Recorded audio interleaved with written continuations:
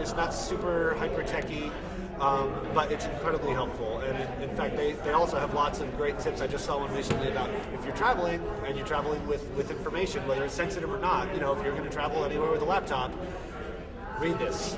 10 pages, and here are some tips about what happens if you get questioned by a border guard, or if how to answer questions, how to be prepared ahead of time, and that's just for traveling. So that's not to mention just regular browsing at home and that sort of stuff.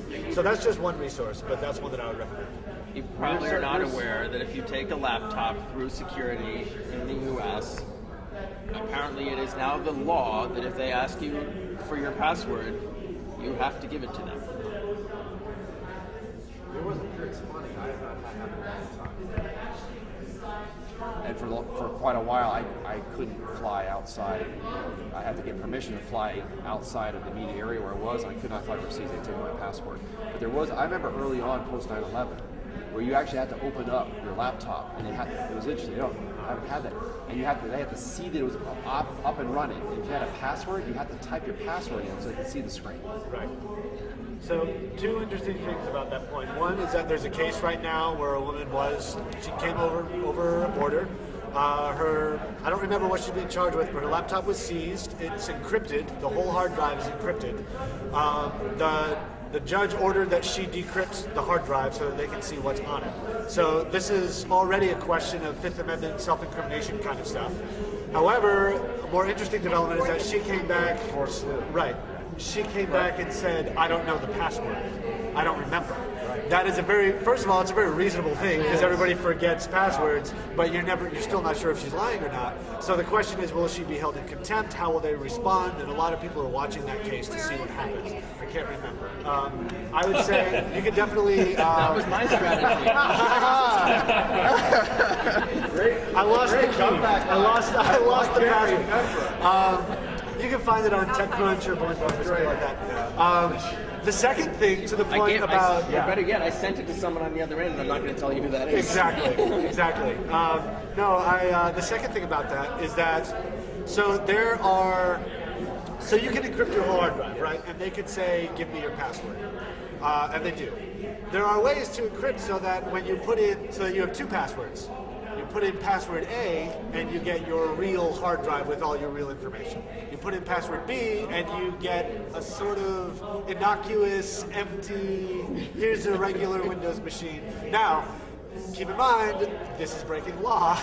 If they say they want to see your computer, and you show them something that's not the entire truth, if they found out, you could probably be prosecuted for it. But there are ways to sort of put on a facade at an airport or something like that, and you are decrypting it. You are putting in a password and showing them your hard drive, but it's a fake one.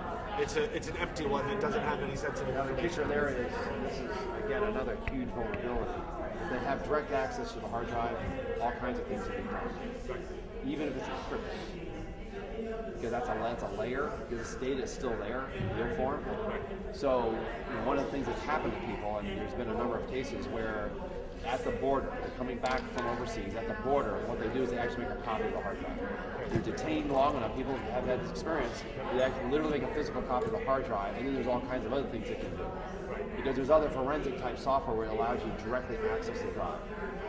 So they can actually, in essence, access sector by sector. Who's doing that for morons at the TSA? Because it doesn't matter. Remember, because it's a Fourth Amendment violation. Right. Fundamental. No, it's fundamental.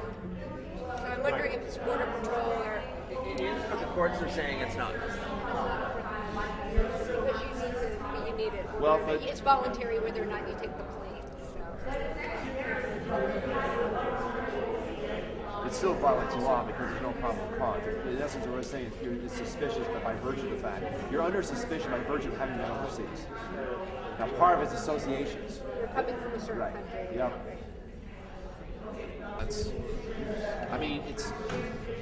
even, I mean, I work with Apple. There's even mechanisms. They're pretty straightforward. I mean, if you have direct access to the computer, there's all kinds of ways that you can reset passwords.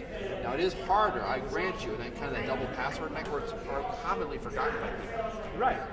We have people that don't even know their password. I mean, people, they have a password, or they don't even use the password, or they have it where it's always on. They have it where it automatically logs on the computer, so they never really use the password. Right. So then they're asked for the password, they have no idea what it is. Right.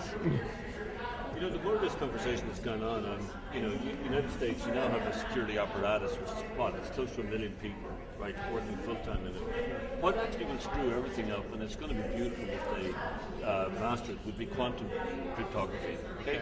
Quantum cryptography is not, I'm not talking about quantum computation. I'm actually talking about quantum cryptography, where that if somebody snoops in on your conversation, you know it.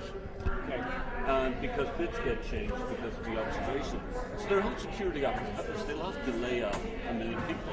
It's going to be absolutely beautiful. And I don't think it's at all infeasible. I don't think it's infeasible. I think it could exist within a year or two. That means that if you're talking to somebody, you want the line to be secure, you can just run a quick test, you now know somebody's snooping, so you terminate the conversation. Yeah. I look forward to that. My dad was considering investing in a company that sells that stuff, and I don't know. I studied physics. I don't get it. Really? I studied particle physics. It actually, it works.